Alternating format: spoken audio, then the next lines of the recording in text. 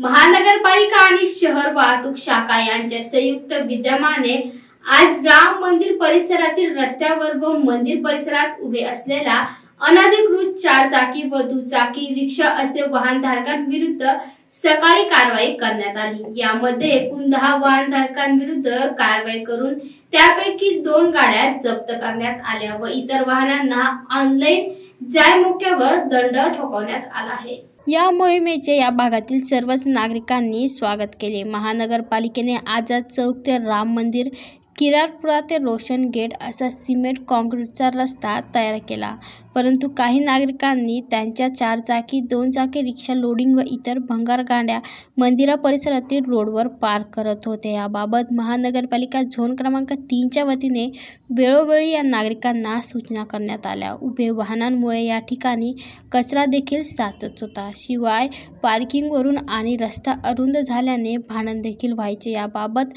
स्थानिक नागरिकांनी प्रशासक जी श्रीकांत यांच्या व्हॉट्सअपद्वारे, फोनद्वारे माहिती दिली। त्यानुसार अतिरिक्त आयुक्त सौरभ जोशी यांच्या मार्गदर्शनाखाली आज या भागात सकाळी मोहीम सुरू केली असता या मोहिमेतून एकूण 10,000 रुपये दंड लावण्यात आला व 2 गाड्या जप्त करण्यात आल्या।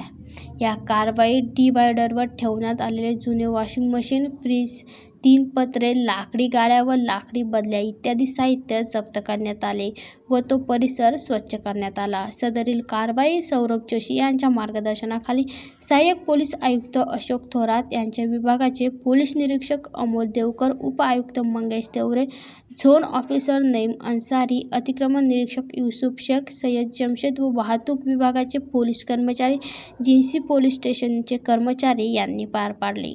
Bureau report, AI news, Chhatrapati Sambhajinagar.